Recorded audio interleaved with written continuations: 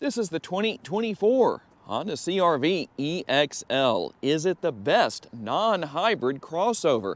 Hey everybody, it's Tom from Vehicle Visionary. I hope you're having a great day, and today I'm at Holmes Honda to give you the information to answer that question. This model has an exterior color of radiant red, and for those of you who are not fans of black interior, guess what? You have an option here beyond black. You can also go with gray. So if you like this, well, it's an option here. These models do come standard with front-wheel drive, but you can have all-wheel drive on all trim levels.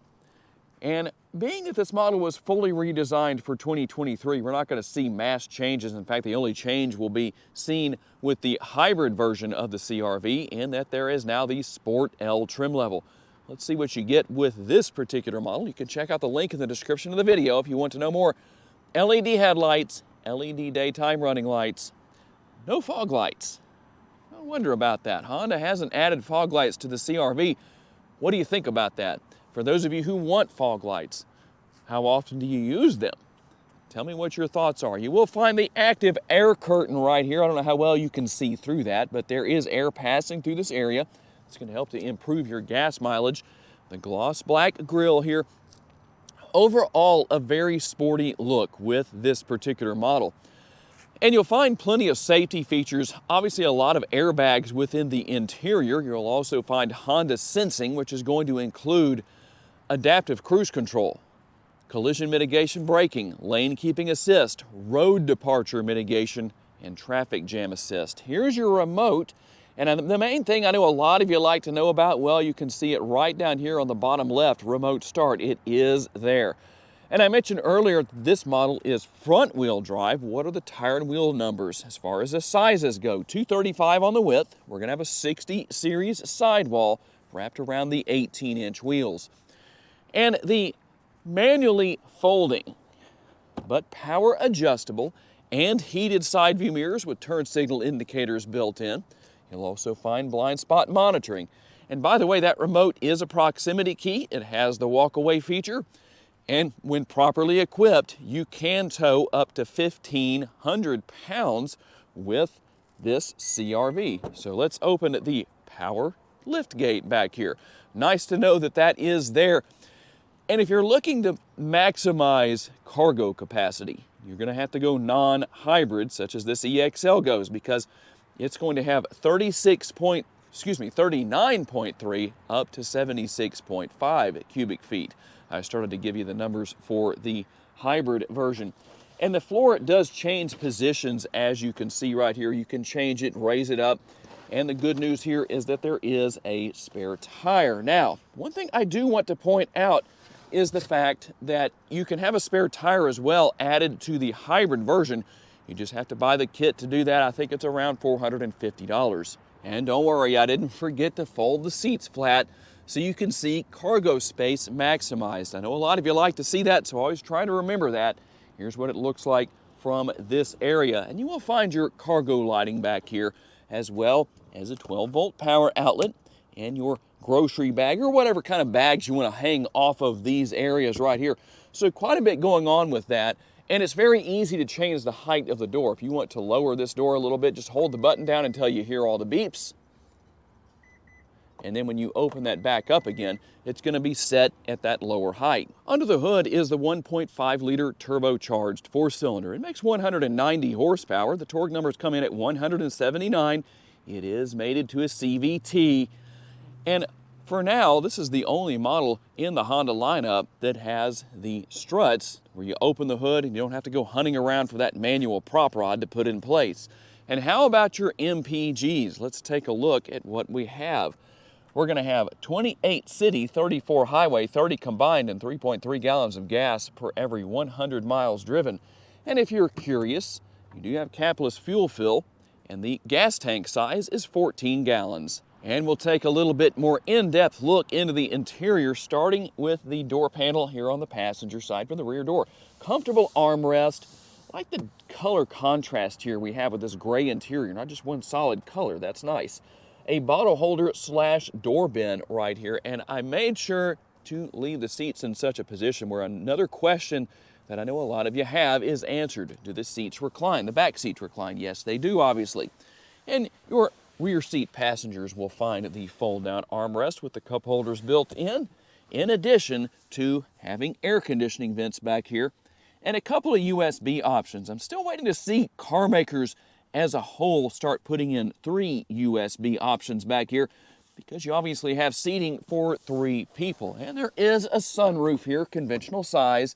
It does tilt and slide open. And for those of you who are saying, all right, Tom, I like what I see. If I came into Holmes Honda and bought this exact CRV you're showing us in the video today, what would it cost me? $36,440 is the sticker price on this model. Let's see what else you get for the price. Plenty of space here with the armrest, the larger door bins, obviously here on the front door. So for the door bin snob in your life, well, you can have them either call shotgun or maybe let them drive. Just depends on what you want. And the seats are comfortable. The interior is nice and spacious, plenty of room. Power seats for the driver and the passenger. Both are heated as well, which is really nice because it is a little on the chilly side here for a change. I don't say that very often in my videos, do I? Here in Northwest Louisiana. In fact, it's a shame opening the glove box here that I don't actually find a pair of gloves to put on because my hands are cold. But the show must go on. So here's what we have. I'll put my cold hands inside and show you that there is plenty of space there and plenty of connectivity. 2 connectivity options for USB and your 12-volt power outlet to make 3 total. And a wireless charging pad is going to be right there. Your conventional style shifter, drive mode selector. I think you know what else is here as far as everything goes. And then your cup holders, as well as some space within the center console. You do have the removable tray right here. They can go in this front area, if I can get it in there, or you can put it in the rear. Kind of hard to do that one-handed, I guess, but that's what you have. So plenty of space in there. We're just going to leave that in there as a blooper. I don't do my own blooper reels. I just let you laugh throughout the videos throughout the years you watch.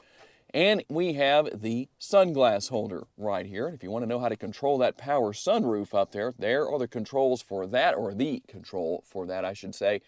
And I'll give you a good look at the upper console so you can see what else is here. And the main area of attraction, most likely for those of you watching this video, the driver's compartment or the driver's seat, because you're probably going to be driving. Obviously, you'll have all your controls here for all of the windows, lock and unlock, and controlling your heated power adjustable side view mirrors. One thing you won't find on the passenger side is going to be seat memory for the driver. 2 different settings right there. You can turn your traction control on and off. If you would like to attempt a front wheel drive burnout, you might want to turn that off, have a better chance at maybe lighting up the front tires. If you do that, make a video for me to see. And you can control that power liftgate back there with the button. And you have a tilt and telescopically adjustable steering wheel. And we'll hop inside and hit our push button start that illuminates down there, kind of blinks at you in white to let you know that that's what you need to push to get things up and running here. And a very nice instrument cluster here, has a nice modern look to it. So as far as that goes, easy to deal with, easy to use. Something else that's easy to deal with and easy to use, but not a lot of people use it. This multitasking lever on the left-hand side of the steering wheel. Yes, it actually not only controls the headlights and taillights, it also controls the blinkers or the turn signals that let people around you know what you're doing and what your intentions are. I know, it's earth-shattering information. Can't really say anything funny or sarcastic. I mean, if you make it to this point in the video and you're still watching, you might as well laugh. A little comic relief. And we do control, obviously, the front and rear window wipers right there. Now here is the 9-inch touchscreen. Tell me what you think. Wireless compatibility for pairing your smartphone, Apple CarPlay, or should I say you can wirelessly pair your smartphone with Apple CarPlay and Android Auto compatibility. Let's get that straight. I told you, we're doing this in one take and we're going to leave the bloopers in, or little goof-ups like that. But this is the 9-inch screen. Now, I know a lot of you have said, Tom, I think Honda needs to put a larger screen in the CRVs. Tell me how big you think it should be. I'm curious to know what your thoughts are. And obviously, you're going to have plenty of features and functionality here. You can go into your general settings and make a lot of changes and see what's going on depending on what you need to do. Vehicle settings, very easy to deal with because you have the graphics right here. So if you go back there to open that power lift gate and it doesn't open, you might want to come in here and see if that setup is turned on or off. Most likely it's turned off, and that's why it's doing that. And you do have the multi-view rear view camera. You're not going to buy a brand new vehicle in this day and age that does not come with a backup camera at the very least.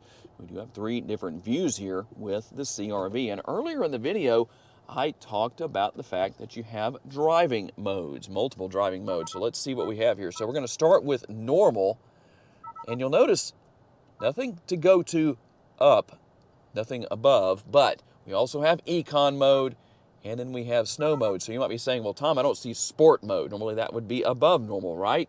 Well, you do have sport mode here. You just have to go here. You've got the D for drive and the S for sport. And if you're wondering what that L is for, that's low. What that does is that allows you to stay in basically low gear, but you still have all of the power available from the engine. So if you're dealing with a situation where maybe you're in the snow or you just got stuck somewhere, whatever, that'll give you a little bit better chance of maybe getting out. All right, let's get out on the road for our test drive with the CR-V EXL. I mentioned earlier in the video that the interior is nice and spacious. For a crossover SUV, this really does have quite a bit of room in here as far as for the driver and the passengers goes. The ride quality is very nice, comfortable, smooth. That's complemented by the comfortable interior, the seats themselves being comfortable. And obviously a nice, nimble vehicle, easy to get around, easy to maneuver. It's really great for big city driving. If you're somebody who maybe has a commute in heavy traffic on a regular basis and you need to be able to move around, changing lanes to maybe try and get in the best position possible to get to where you're going as quickly as possible, well, this is a good vehicle for such a thing, good tight turning radius. And overall, very simple to use and learn technology. I hope you don't mind my little stories like that. Tell me what you think about the comment of the week. That could get rather entertaining in a hurry. But overall, an enjoyable vehicle to drive. And I know a lot of people are going to say, well, what about the 190 horsepower? Is that enough? It seems to be. Now, I will tell you the truth of the matter is that I don't have experience at driving this CR-V with this 1.5 liter turbocharged engine under the hood with anything more than just myself in the interior. So I don't think it would be a major struggle to have a full load of passengers, maybe some cargo in the rear area. If it was all-wheel drive, it would really be interesting to try pulling a trailer and just see how it does. Probably won't ever get that chance because I would need a press vehicle to do that, but you never know what might happen in the future, but that's the situation. But overall, a really enjoyable vehicle to drive. You get great gas mileage. It seems to fill the bill in just about every area, but I'm curious to know what your thoughts are. I know it's going to be a while before we see another full redesign of the CR-V, but when we do, what were you hoping for to be here for the full redesign that came out in 2023 that will maybe be there in the future? Okay, it's your turn to tell me what you think down in the comments section. Is the 2024 Honda CR-V EXL the best non-hybrid crossover? Tell me what your thoughts are, and I'm curious to know why you answered the way that you did. I do want to say a special thanks to my friends here at Holmes Honda for loaning me this CR-V for the day, and a special thanks to each and every one of you for being kind enough to take the time to watch and give me the opportunity to give you a vision for your next vehicle. If you enjoyed this video, please be sure to hit the like button. That helps me out a lot. And if you haven't subscribed just yet, please consider doing so. And if you would like to learn about additional vehicles you may wish to consider purchasing, check out the video that's on the screen right now, and I will see you there.